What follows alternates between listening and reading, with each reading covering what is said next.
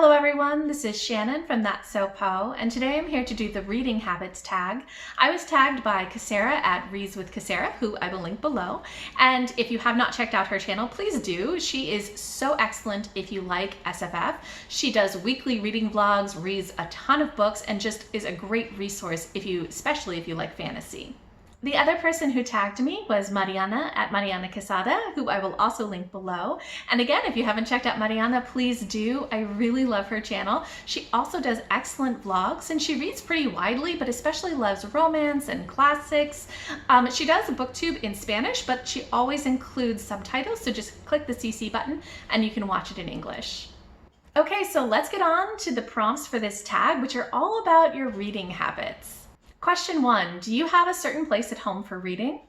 Yes, I definitely do. My favorite place to read and where I do most of my reading is just in bed. I think this is one of the reasons why I like to just read on my phone because it's a lot easier to hold above my head.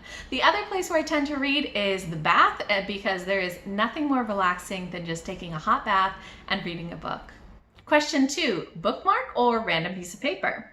Generally speaking, neither, since I do most of my reading on my phone. However, when I do read physical books, I tend to use a little mini post-it note because I love that I can stick it where I am at in the book and it will not fall out. And while I'm reading, it's very easy to just stick it at the front of the book and it's not in my way. Question 3, can you just stop reading or do you have to stop after a chapter or a certain number of pages? I can just stop reading, and I'm maybe a little bit extreme on this side because it's not just that I don't need a chapter to end or a paragraph to end, I don't even need a sentence to end. I will just stop in the middle of the sentence. This is something that it works totally fine for me, it's just how I am, but when reading out loud to Sush, this is something that drives him a little bit up the wall because he's the sort of person who at least needs to finish the sentence, if not the paragraph. Question 4, do you eat or drink while reading? Nope, I do not, mainly because where I'm reading is not very conducive. I think you kind of need to be sitting up in order to do so, although every once in a while I might have like some chocolates on the side that I'm nibbling on, but usually I don't eat anything or drink anything. Question 5, multitasking, music or TV while reading? Absolutely not. I do not have the ability to multitask. If there is music or TV or even just background noise, often I can't concentrate. If I'm in public and reading, such as when we're at an airport traveling, I usually bring earplugs because I find that I can't concentrate on reading even with that kind of background noise. Question 6, one book at a time or several at once? This is another one where I'm a little bit on the extreme side. I definitely read several books at once, generally somewhere between 5 to 15 books.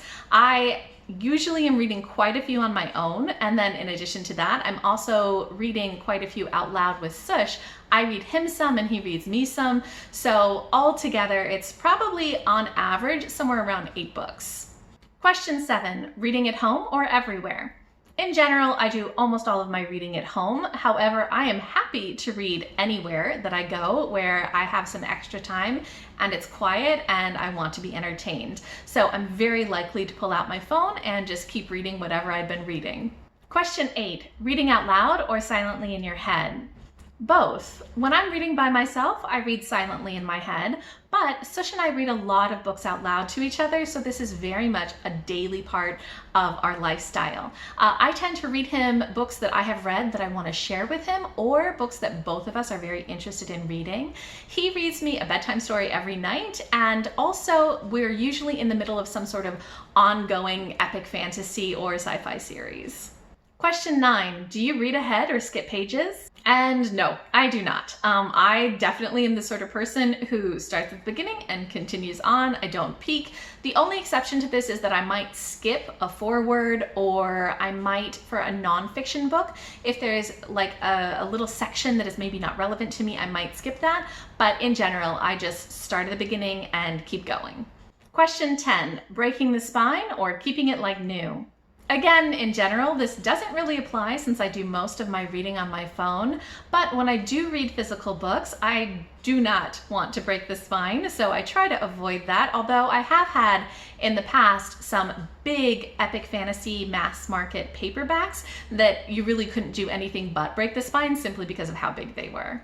Question 11, do you write in your books? No, I do not write in my books. Again, I read a lot of things digitally, but even with my physical books, I don't write in them.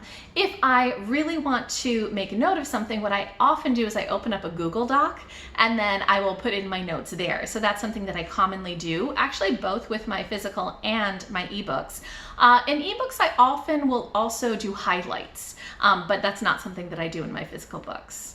Okay, so those are my reading habits. How about you guys? Do you have any habits that are similar to mine, different from mine? Do you find it atrocious that I stop in the middle of a sentence? Any thoughts or comments? I'd love to hear from you, so leave one down below.